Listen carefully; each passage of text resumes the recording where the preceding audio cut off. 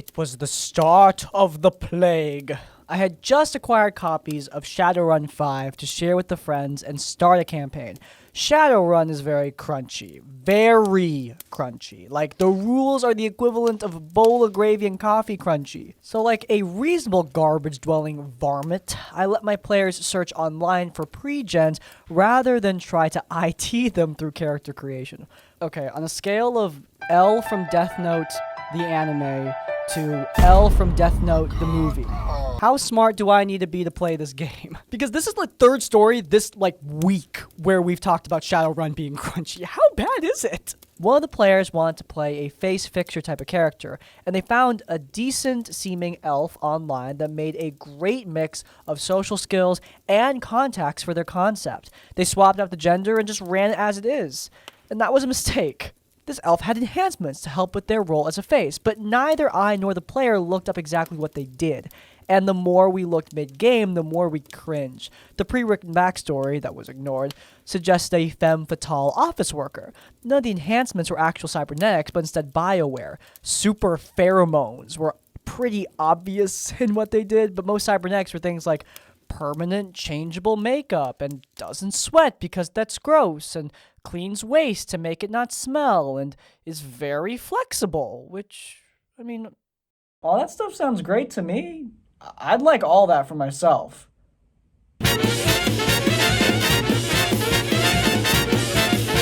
I'm missing something, aren't I? Yeah, my friend had gender bent someone's sexy elven secretary pretend girlfriend, not realizing it was supposed to be someone's waifu.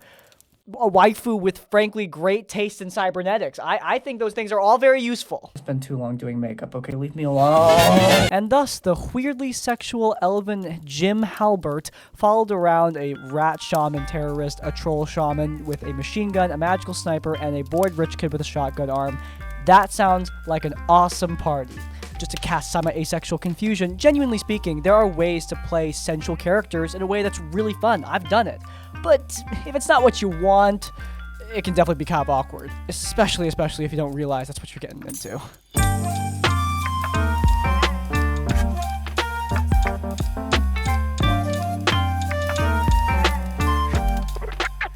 Hello, Crispy. I've been watching your videos since I got into tabletop role-playing games. Thank you, Baldur's Gate 3.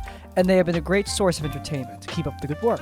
I'm happy to say that my time in the tabletop RPG scene has been 99% drama-free. However, recently, something really odd happened that made it no longer 100% pure.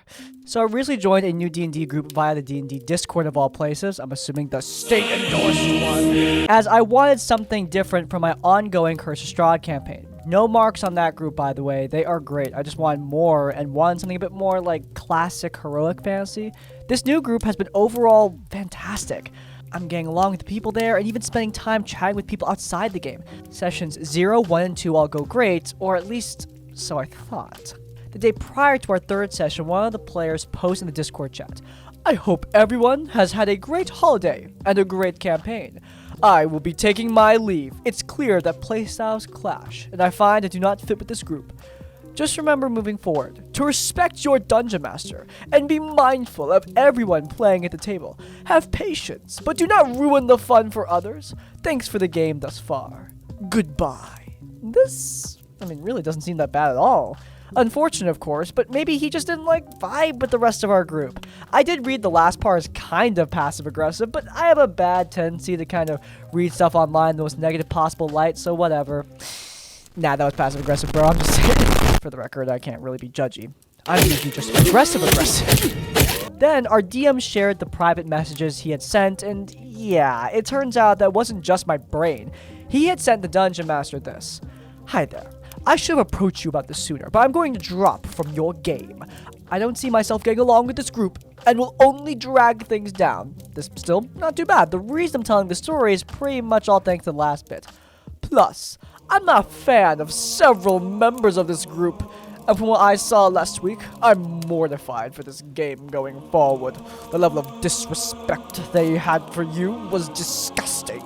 Your word is final. They need to learn that. Being negotiable is one thing, but correcting the DM over a call? It's horrid. I wish you the best. See ya. That last bit. Okay, everyone was really confused by this, including the DM, who directly told us that no, he wasn't feeling disrespected at all.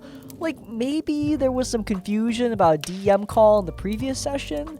No one really fought with the DM from what I can remember, though. There was just some genuine confusion caused by tech stuff. No one really had any idea what he was talking about. And him talking about people disrespecting the DM, it seemed odd when he literally dropped out of the campaign the day before our next session, instead of informing people of what annoyed him.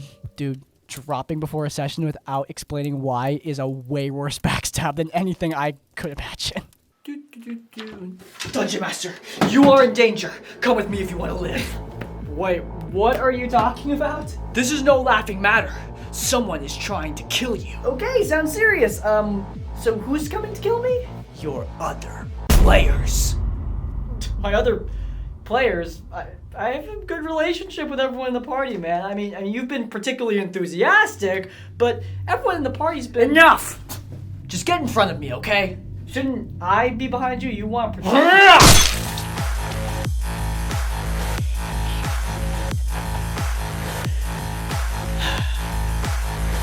I can't believe the other players were so disrespectful to the Dungeon Master. Ugh. That's really the most annoying part to me, at least. He didn't explain whatsoever what pissed him off.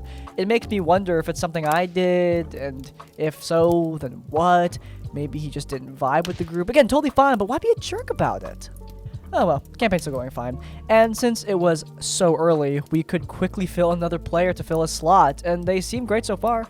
Ironically, session 3 ended up being the best session yet. The DM and the other players were equally confused. That did ease my worries about how I had somehow caused the situation. Still, I wish he would have just said what annoyed him. Oh well, it is what it is, I suppose. Thanks for reading this, and I apologize for any error in the text. English is not my first language. Again, keep up the great work. Your English was great. And yeah, I have to say, anxiety thrives in the world of uncertainty. When people tell me, oh my god, this thing sucks, and they don't tell me what about it sucks, it makes me just 10 times more likely to get flustered over it. It's irritating, but at the end of the day, you gotta learn how to let that kind of thing go. Not every question needs to be answered, especially from somebody who's not sticking along with the game. At least you had the decency to leave. Sometimes it really is just as simple as the vibe not meshing, though if you're going to leave, don't do it right before the session, and do it in a way that's a little bit more, I don't know, classy. These messages were the epitome of cringe.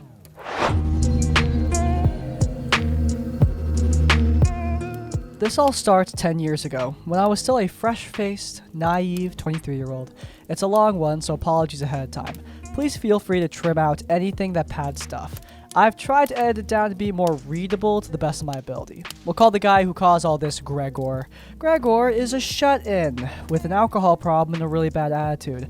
I've changed the names and altered some more identifiable things for privacy reasons, and yes, most of the names I've used are from Buffy the Vampire Slayer. I met Gregor one fateful day while playing Final Fantasy that's 14, right?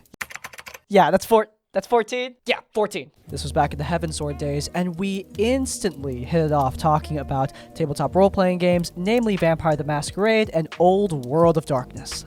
By this point in time, I had a single game of Dungeons & Dragons under my belt from when I was 10 years old at a local comic book shop, and he wanted to recruit me for a game one day. I gladly accepted this, as I didn't have a lot of friends with interest in tabletop role-playing games. He introduced me to a whole friend group that ended up involved in this mess towards the end. Years go by before we actually get to our first ever game together, and it's a homebrew based on Firefly, my favorite show. You know what, I like Firefly too, hell yeah! See, I can understand pop culture references. I'm capable of it. Dude, I just had to join this. I accidentally end up becoming the impromptu leader of the group, as apparently whoever has the ship becomes the leader, which, fine, I can work with that, and it doesn't go so well. He actually planned nothing beyond go to planet, pick up cargo. And eventually he brings in a girl he has an obsession with to fill in for a player who dropped out, and derails the game by catering solely to her. We'll call her Willow. Upside: In this game, I met my partner, who unfortunately got scared off by Gregor, but we retconned eventually thanks to me helping him world build his own tabletop role-playing game. It's part of what made me fall for this guy, I swear. And we've been going strong since then. We'll call my partner Spike, and he's also involved in this. For context, Willow is a 19-year-old girl. Oh god. Gregor is in his early 30s. Oh god! We quit this game relatively fast, and Gregor doesn't run anything again for another 4 years or so. So eventually, Willow finally gets sick of Gregor, and she jukes him? Like, she fakes him out? That's what jukes means in my book. You know, maybe it was a misspelling of nukes him. Preferably with a brontosaurus. Brought it back, baby! He had been constantly buying her things, expecting weird things from her, and displaying intense jealousy if anyone else hangs out with or talks with her, despite them just being friends and her being very clear with that. Also, she's 19 years old, I swear to God. She tells him that she's lesbian and wants nothing to do with men or him romantically. And this gives Gregor a massive stick up his butt. So he starts drinking. He was always a big drinker, but I mean, he was drunk for like 2 weeks. He'd wake up, drink all day, and then sleep. That kind of like really bad drinking. I was legitimately worried about him, so I reached out, asked if he needed an ear because he tried to seduce a 19-year-old lesbian. I still can't get over that.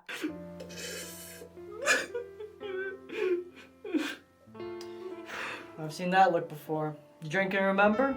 You drink and forget. You don't want to hear this. I don't want to burden you with my problems. Hey, I'm totally here to listen. And besides, a listening bartender usually gets a bigger tip. Okay, good point.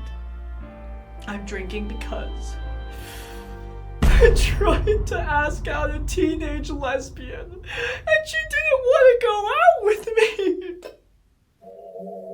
I don't understand why, really. It doesn't make any sense.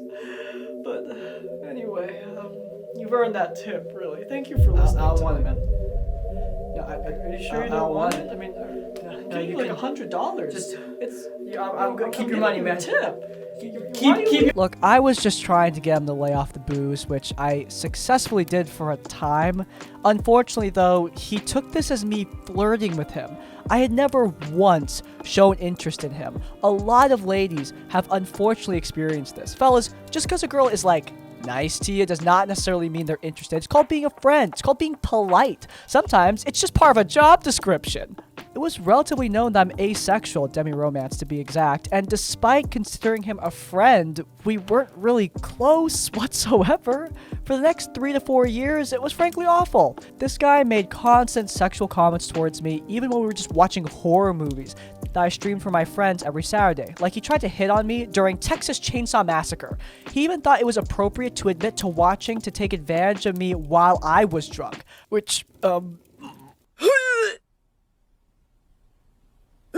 mind you, I never showed acceptance of this or any interest. I would actively ask him to stop, and he would for a couple weeks before I would restart again and repeat ad nauseum.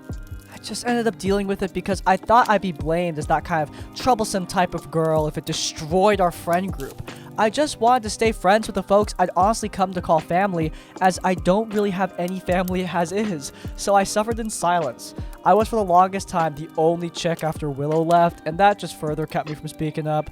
I perpetually felt uncomfortable and gross, so I kept myself acting standoffish to him as much as possible. And even that backfired. He started comparing me to a stray black cat that's injured, and that he can't help it if he wants to help him, which barf!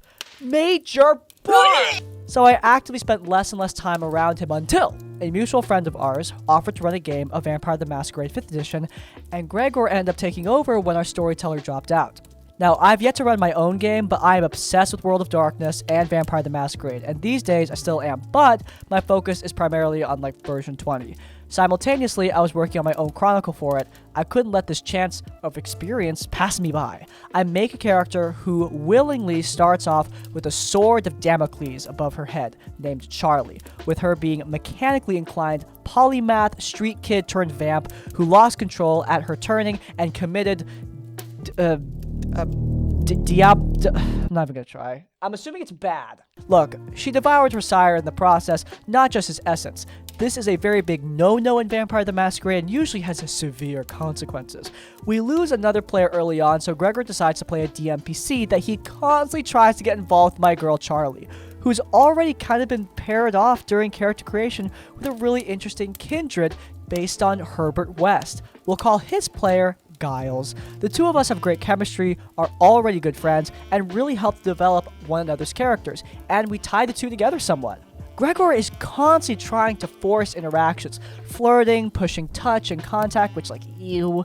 It got to the point where Giles started going out of his way to antagonize the DMPC, and it causes quite a lot of arguments, a few in-character tiffs, and soon, the players started dropping out.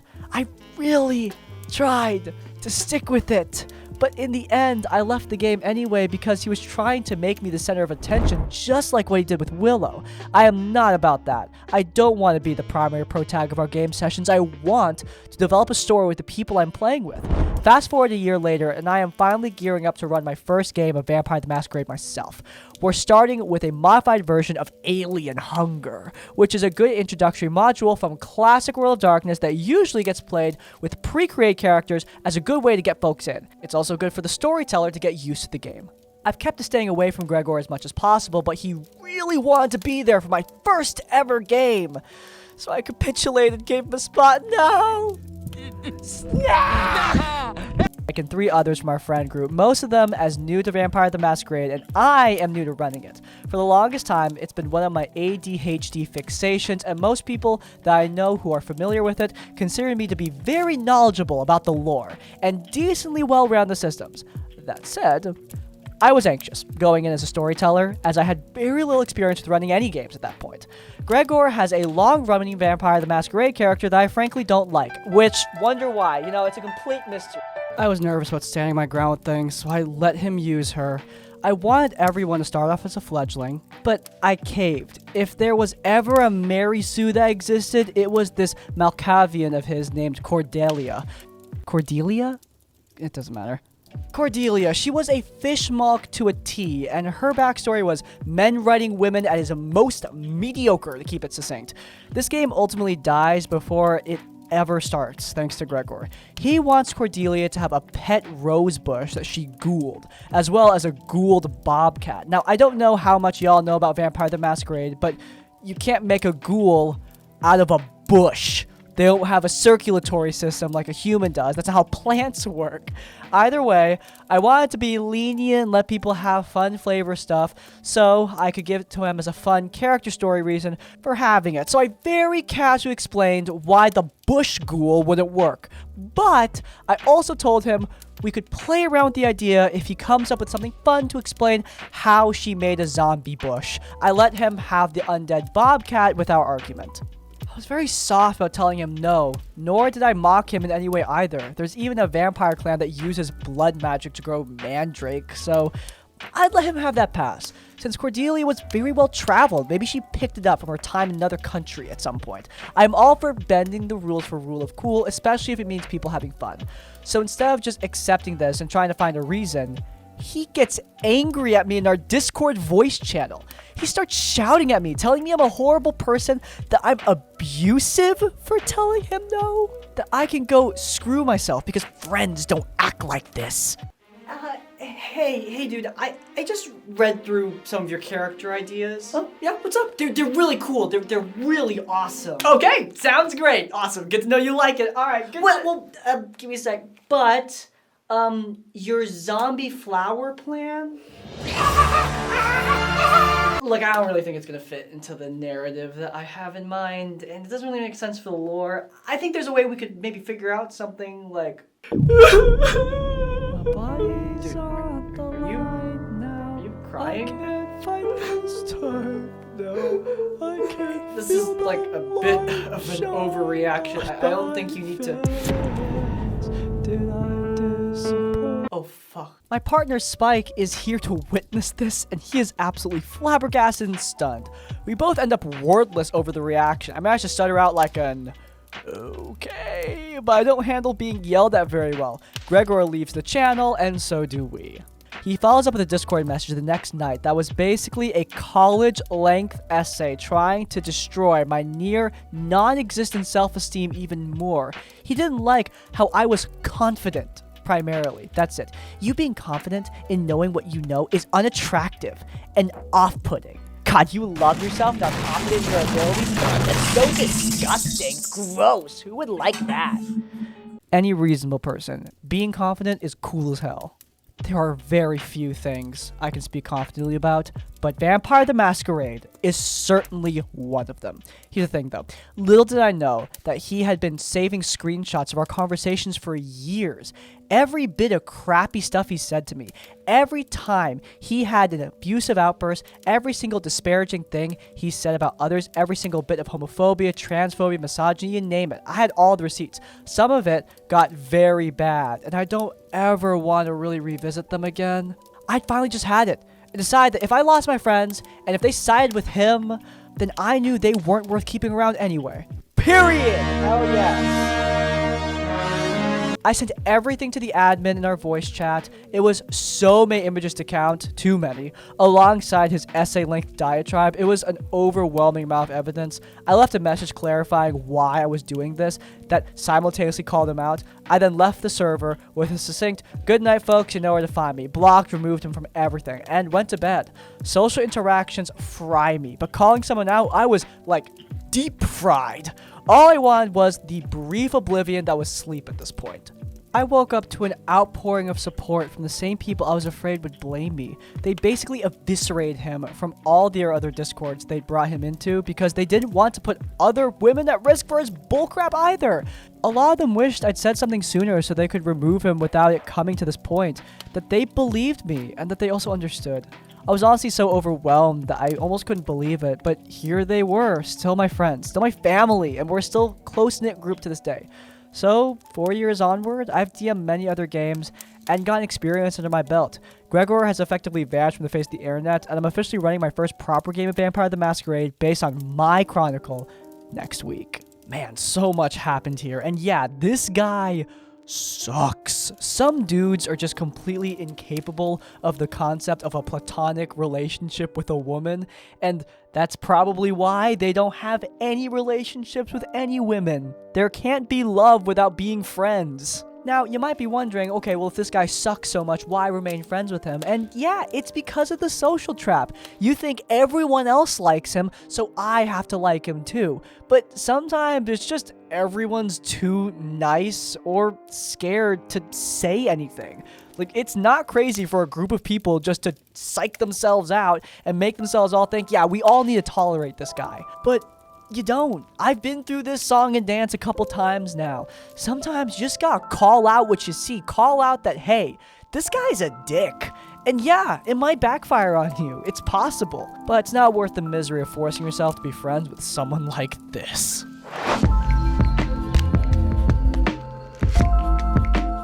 Here's the cast of characters. The Dungeon Master, Druid is me, Fighter, Ranger, Rogue, Sorcerer, and Warlock. So we're in a cave system full of crystals that were either the focus type or scatter type. Focus crystals enchanted your magic, whereas scatter ones dispelled it. I had different crystals in mind, but you know, it's every time we cast a spell, we had to roll a d6. High rolls improved the spell and it came out normal. Low rolls made it fizzle out or turn against you. We had a surprise round before combat, and Warlock distracted the guards by casting Mirror Image. A bunch of guards ran over to him and went to attack. There were a total of 10 attacks against Warlock, and all of them missed. 7 just missing entirely, and 3 breaking the Mirror Image Warlock had set up. At this point, we kind of felt bad for DM, so I offered him my lucky D20. Since I wanted the guy to have fun. He declines and just switches to using some other dice. Combat continues for a while. DM keeps getting bad rolls and changing his dice. Until I decided to cast Shillelagh.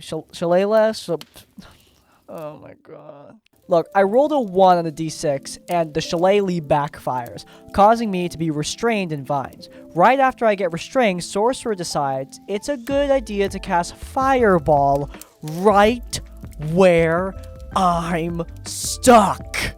I survived the blast with 1 hit point. The vines were burned away. I was nervous at this point because I was the party's healer. If I go down, things are not going great.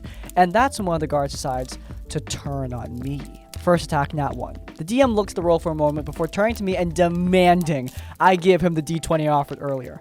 I obliged and gave him the d20. Bro, why would you do that? Just don't give him the gun! Next roll against me hits, and I'm still up because relentless endurance. Final roll ends up hitting, and I'm knocked down. Right after this, fighter is also knocked unconscious. Luckily, when Ranger's turn rolls around, she heals me. So I activate my Chalice Constellation to try and heal the fighter, and I roll on the d6 to see what happens, and I get another 1. So instead of healing the unconscious fighter myself, I damage the both of us instead. But wait, it gets worse. The DM ends up deciding to make me roll on the wild magic table sorcerers use because on my 1, I got a 1 the D100.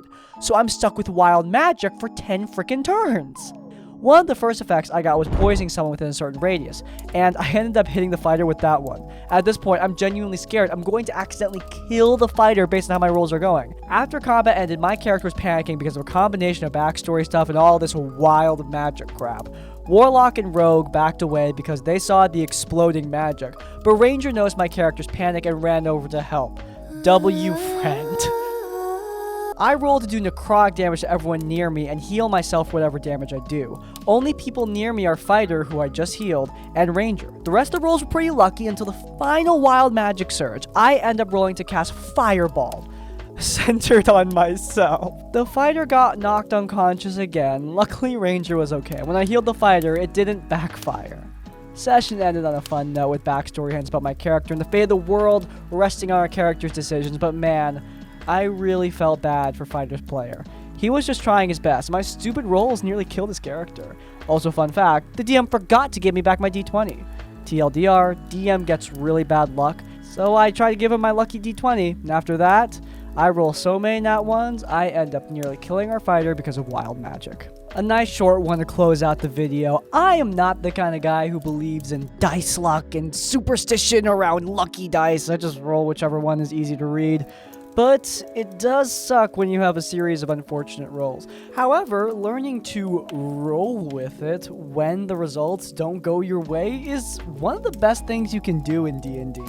Like seriously, bad things happening to your character can be really awesome for roleplay. As a dungeon master, sometimes I kind of struggle with this myself. I see bad rolls as just a failure, but they can also be an opportunity for you to build up your character or have a really fun moment. Of course, you can't always jump every natural one into some epic improv thing. That's not really realistic, but every once in a while, try it out. Just see how it goes, because it might end up like a great story. A story just like this one. Hey, that's a wrap. Had a lot of fun recording this one. If you guys enjoyed, then please do check out Critical Failure. In this episode, we talk about a girl who wanted to sue Critical Role. It's linked in the cards. But before you go, please do leave a like on this one and subscribe to Crispy's Tavern so you don't miss any of our content as it comes out. And finally, if you want to leave your own stories or thoughts, go down in the comments down below. If you can't think of a comment, leave the comment. They don't want you to let me know at the end of the video. Hey, by the way, if you have your own horror stories, you can send them directly to us. There's an email down in the description down below. Send your stories our way for a chance to be featured in one of these videos. But hey, even if you don't have any stories, in essence, like, comment, subscribe. I'll see you all next time. Farewell.